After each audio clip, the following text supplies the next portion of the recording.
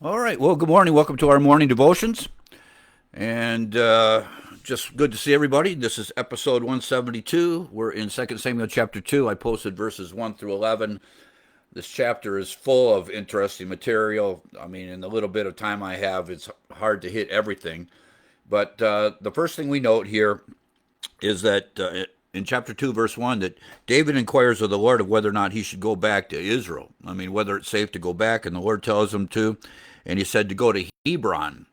Now, what's going to happen here in Hebron is David is going to be the king of Israel for 8 years from serving from Hebron before he actually goes to Jerusalem. And that is because Ishbosheth, one of the boys, one of the sons of Saul, is put in the place of the king by the general Abner. Now, Abner, I entitled this "The Sorry Case of Abner." I mean, there's all kinds of things happening here. We can entitle it all kinds of things, but the sorry case of Abner is that when I was a kid, and still when I think of Abner, I think of him as if you ever watched Popeye, he is Bluto. That's Abner in my mind. It doesn't say this in the Bible, but whenever I think of Abner, I think of Bluto, who is the nemesis of Popeye. Anyway, he's strong to the finish because he eats his spinach, right? And so he is going to install Ishbosheth, one of the sons of Saul, as king over Israel, and David in Hebron is going to be anointed king over Judah in the south. That is essentially what's going to happen here. And so there's going to be this contest for a while. And the Bible doesn't say precisely why it's this way. God gives them instructions why he doesn't go up and just take Ishbosheth out. And it's because he is in the line of the king, I believe. So he says, so David went up hither, and his two wives with him, Ahinoam the Jezreelitess, and Abigail, Nabal's wife, the Carmelite, and his men that were with him did David bring up, every man with his household, and they dwelt in the cities of Hebron. So they're back home in Israel. That's it. And then it says this in verse 4, and the men of Israel came, and there they anointed David king over the house of Judah. That is, he'd been anointed by Samuel. Samuel's gone now, of course. But this is a civil recognition by the men of Judah that David is, in fact, the king. That's what's going on here. And it says, and they told David, saying that the men of Jabesh Gilead were they which buried Saul. And in this, he's going to honor these men, the men of Jabesh Gilead, because they took Saul and his body off the wall, and his boys. We talked about that story. So David is going to honor him for the respect that they showed Saul, even in his death. And David sent messengers unto the men of Jabesh Gilead, and said unto them, Blessed be ye of the Lord, that ye have showed this kindness unto your Lord, even unto Saul, and you have buried him. See, this is the next king, recognizing who the good guys are. You see, there's going to be honor here and respect for because of the sacrifice they made. And remember, we were talking about these men of Jabesh Gilead. They did it by night. They had to go back behind enemy lines to get the body of Saul. It was attached to the wall, and his boys. These are valiant men. And it says, now the Lord show kindness and truth unto you. And there it is. He says, may the Lord show kindness and truth unto you. And I also will requite you of this kindness, because ye have done this thing. And it says, therefore now let your hands be strengthened, and be ye valiant, for your master Saul is dead, and also the house of Judah hath anointed me king over Israel. So he's asking for the men of Jabesh Gilead to honor him the way that they had honored Saul. And Abner, and here's Abner. He's the general, Saul's general. Remember, we saw Abner before because David taunts him a little because he took the spear and water bottle from the bolster where Saul was sleeping in the trench. And David cries over to Abner and says, you're not doing your job. This is the same Abner. He is a wily guy, and he's not going to last very long because he's going to die as a fool. Now, David appreciates Abner because he is the captain of the host of Israel. All right, it's not like he just thinks he's a nobody, but compared to David, he's a manipulative guy. He's just trying to keep himself in the front row, in the first seats, and he's doing that by advancing Ishbosheth as king. So now he's going to be the general over this army of Saul's son in the north. All right, so he's maintaining his status by doing this. I don't think he has any concern for Ishbosheth at all right? He's Abner, in my, as I read him, is just a self-centered guy, and not when it comes to dangerous things. We're going to see that Joab kills him because he kills Abishai, his brother. All right, now Abishai asked for it essentially in the time of battle, but still, he should have been more careful than to be alone with Joab, Abishai's oldest brother, the captain of the host of David's army, and because Joab kills him in a chapter after this. Anyway, here is the breakdown. It says, and Abner the son of Ner, captain of Saul's host, took Ishbosheth the son of Saul. All right, this would have been Jonathan's uncle. All right, and brought him. No, excuse me. It would have been his brother.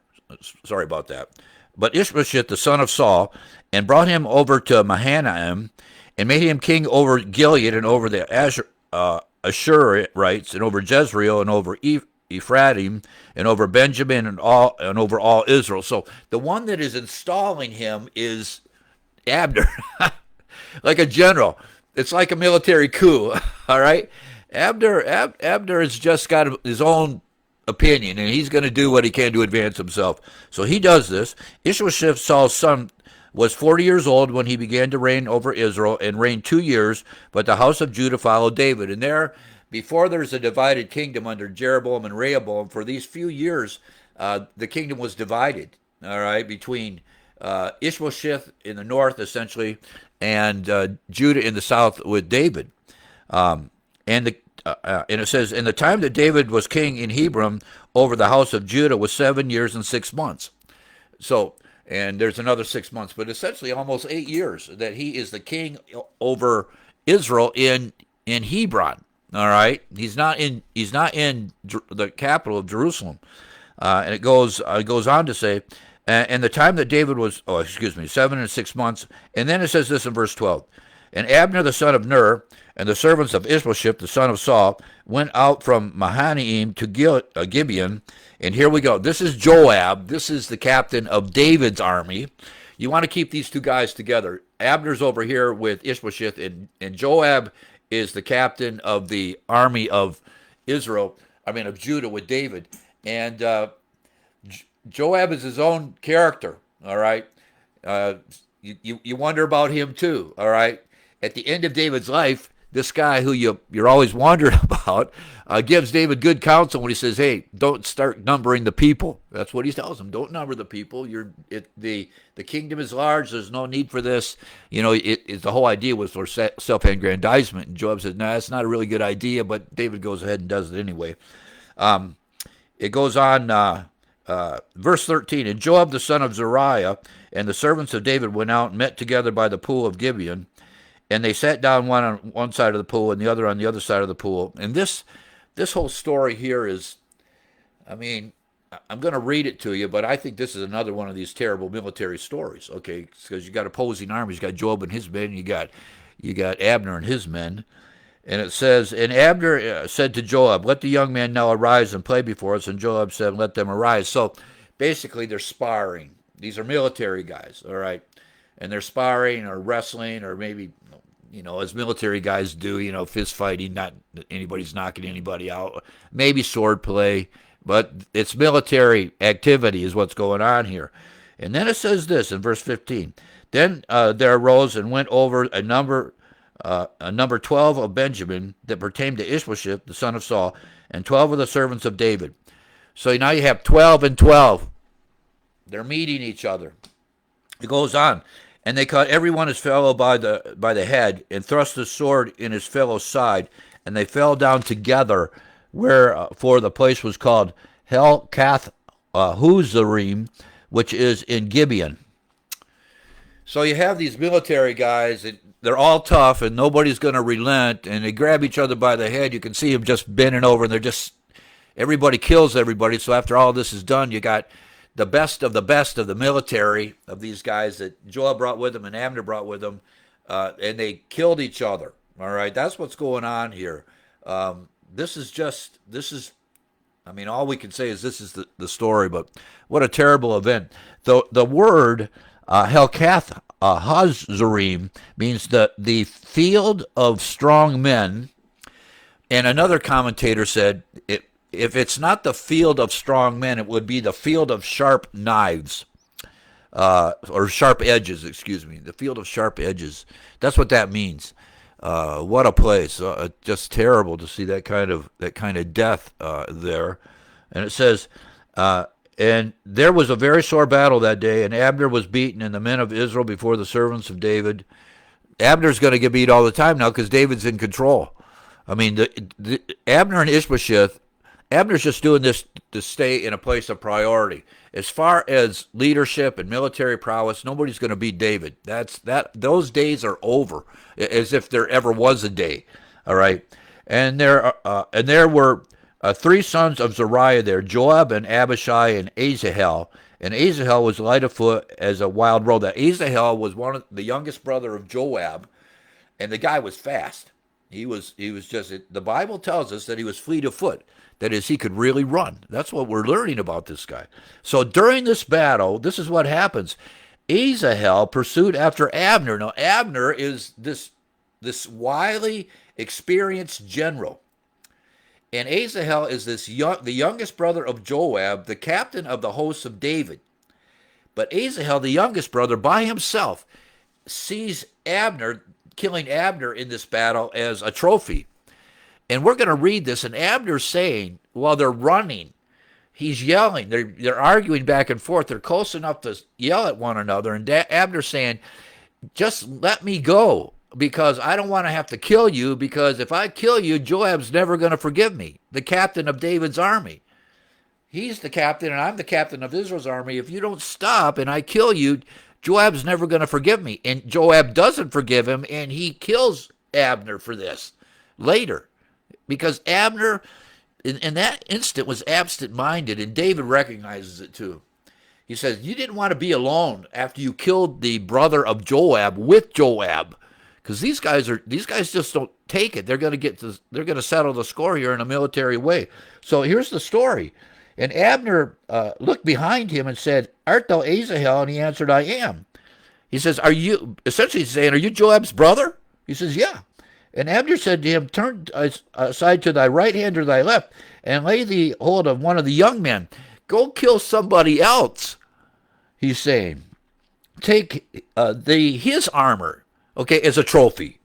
He says, but Asahel would not turn aside from following after him.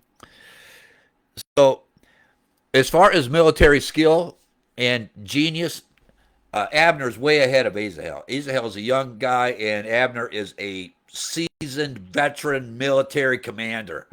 I mean, this guy is a warrior. We read what David said about the armies of Israel, okay? I mean, he knows what he's doing on the battlefield, Abner. So it says, Abner said again to Asahel, because he won't stop chasing him, turn thee aside from following me. Wherefore should I smite thee to the ground? Why should I have to kill you? Just stop. Go get somebody else.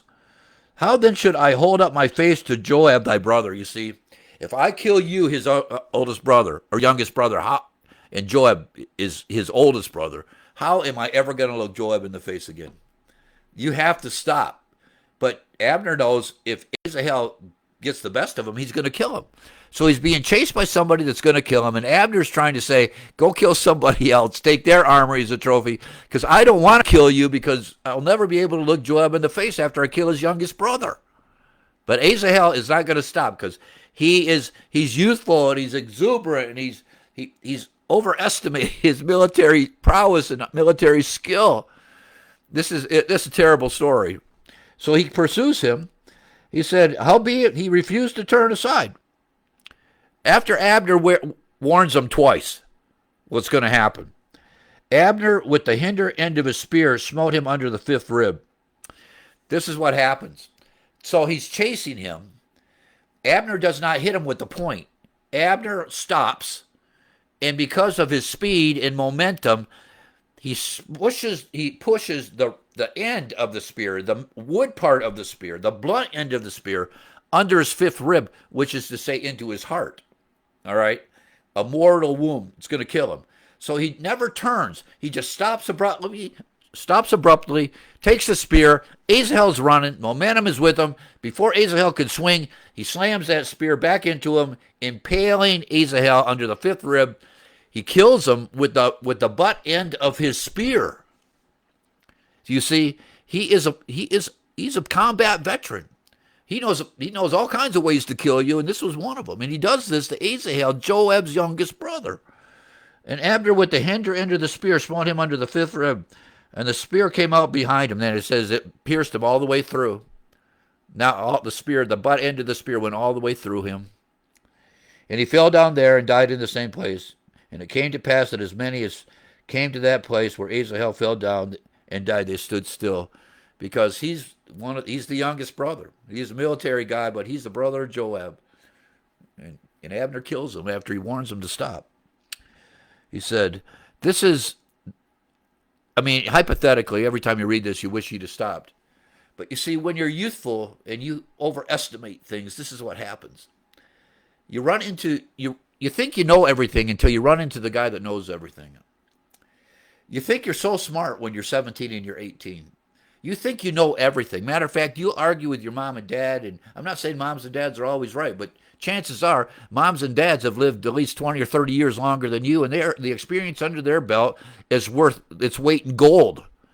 But, well, no, when you're 17, I'm just speak for myself and all you other 17 and 18-year-olds out there. The foolishness that you think you have it all figured out. You have it all figured out. Asahel had it all figured out. He knew how he's going to kill Abner. Oh, no, this old guy's over the hill. I'm on my way, I'm rising through the ranks. I know I'm on the winning side. No, I'm just going to go after him, and I'm going to take Abner's armor back as a trophy. I mean, it's going to be an amazing day. He's thinking all of these positives as far as winning the victory when he's actually not thinking in a balanced way. Yeah, that may be true if you kill him, but Abner is not going to let that happen, for one thing. And what Asahel is thinking is only on one track. He's not considering who he's trying to kill and the advantage this old guy has, right? We say the same thing on a basketball court. You know, you want to play the old guys or the young guys? Well, the old guys function on the court wisely, with wisdom. I mean, they're oftentimes, they can beat the young guys, and that's what's happening here. It's a terrible thing. So if you're out there and you're watching this and you're 17 or 18 and I'm just thinking of myself. I mean, time to just step back, consider the fact that you might be Asahel and what you're pursuing might get you, metaphorically speaking, skewered.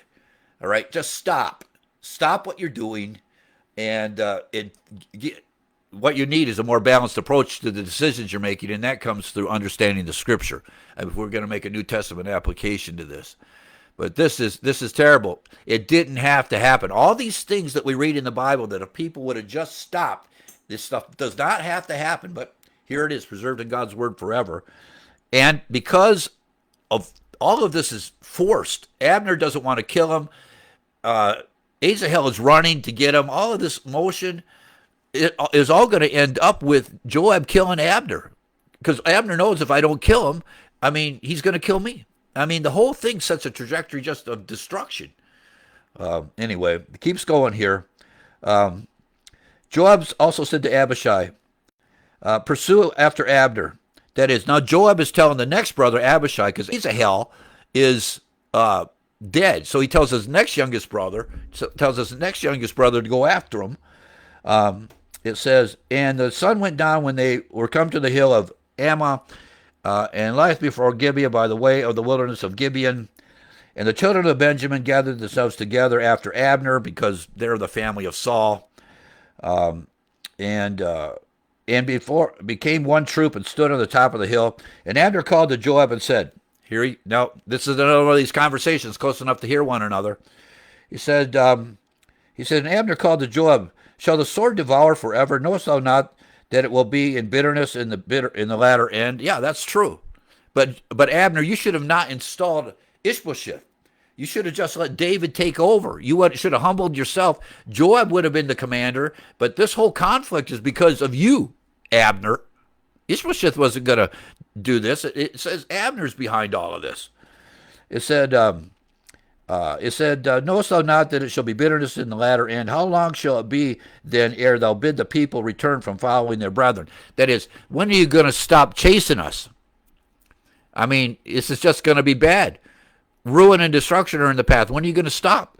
And Joab said, as God liveth, unless thou hast spoken, surely in the morning the people had gone up, every one from following his brother. Basically what he's saying is, even if not asked for peace, like that we should stop chasing you right now, the people would have ceased pursuing you until the morning. That is, if you didn't ask for peace, we would have still kept after you. All right? That's what Joab is saying. And Joab blew a trumpet, and all the people stood still and pursued after Israel no more, neither fought they any more. So basically, when Abner is saying, you got to stop this, Abner, and Joab says, yeah, okay. And he blows the trumpet and everybody goes home. And then they take inventory here. And Abner and his men walked all night through the plain, passed over Jordan, went through Bethron, and they came to Mahanaim. And Joab returned from following Abner. And when he had gathered all the people together, now listen to this. These numbers are amazing. This is what David and Joab are able to do. It said, and Joab returned from following Abner. And when he had gathered all the people together, there lacked of David's servants, the ones that are on David's side, they lacked 19 men and Asahel. So 20. All right, and Asahel, separates Asahel here because he is the brother of Joab. And then it goes on. But the servants of David had smitten of Benjamin and of Abner's men, so that 360 men died. 360 guys died, so it's 20 to 360. You do not want to confront David on the field of battle, nor Joab. These are military men. We need to keep this in mind as we read the rest of this. I mean, these guys are wise in battle. They are warriors. And here it is. David says, we killed 360 of your guys, and you got 20 of ours. One of them was Asahel. It said, and they took up Asahel and buried him in the sepulchre of his father, which was in Bethlehem. And isn't that interesting? That Joab is also from Bethlehem. Yeah, David is from Bethlehem. All right. And Joab and his men went all night, and they came to Hebron at break of day. That is, they went back to the capital where David was ruling, where he was reigning. That is chapter 2. And these are the complications of David getting to the throne.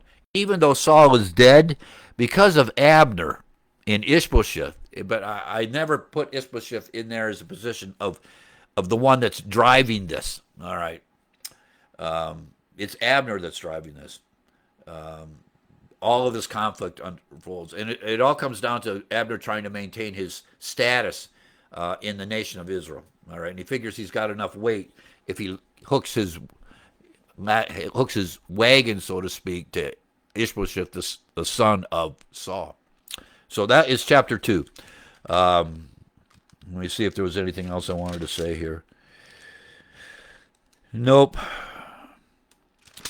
Getting to the throne for David wasn't easy. He doesn't get to Jerusalem for almost 8 years, right? He and his men are in Hebron, and there's war that breaks out between Saul and the Benjaminites and those that are following him. I mean, between Abner and Ishbosheth and David. It presses on. So it says in verse, here, let me just read this because this is where this is all going. This is chapter 3, verse 1. Now there was a long war between the house of Saul and the house of David because of Abner. But David waxed stronger and stronger, and the house of Saul waxed weaker and weaker. And there it is. That's where things are going until finally it's over and David takes the throne. Okay. Well, the Lord bless you. Have a great day. Something happened yesterday. I just want to say this. It may be that I'm actually being censored by Facebook. I have always been able just to take this and post it because I'm doing this on Facebook Live. So it should just show up on Facebook. But when I look after I do this, and I'm going to check this, when I look after I do this, it's pending. Now, the Daily Armor of God. I am not the administrator of Daily Armor of God. A dear saint started this, who is proficient in all this electronic stuff. So I would have a platform for this. So I it always just goes to it is posted on Daily Armor, but it was pending. So I texted her, and she had to let me in because what she told me in the text was that this message now is being flagged by Facebook as spam and would not allow it to be posted unless she approved it. Now I am an approved contributor to this, but I am not the administrator. So when I get done with this, I'm going to see whether or not they are going to. This is just going to roll over onto Facebook Live, or whether or not it's going to be pending again. And it's not just this. I was just thinking that this Daily Armor of God, maybe there was something particular here, but because I post other things on other threads, especially in regards to the defense of the King James Bible, even on those threads, my stuff is not being posted. How do you like that? And I had to get permission to be part of that thread. So that approval's already been given. I post stuff on there, but that's pending too. So we'll see if Facebook is giving me grief. It's interesting because this is episode 172. So after 170 episodes, they decided that what I'm doing here is spam. Yeah. So anyway, that's just a little sidebar. So if you want to make a matter of prayer, it'd be nice if Facebook would not do that to what we're doing here. All right. We're just getting rolling. 172. We're only in 2 Samuel chapter 2. We got a whole 66-book canon that we can deal with. So just a little note there. All right. So the Lord bless you. You have a great day. I can't show you with my camera, but we must have got 4 inches of snow here in the mountains last night. 3 or 4 inches. I mean, it's unbelievable. I woke up this morning and it looks like Michigan outside. So, all right. Well, Lord bless you. Have a great day. And Lord willing, I'll see everybody tomorrow. Okay, we'll see you. Bye.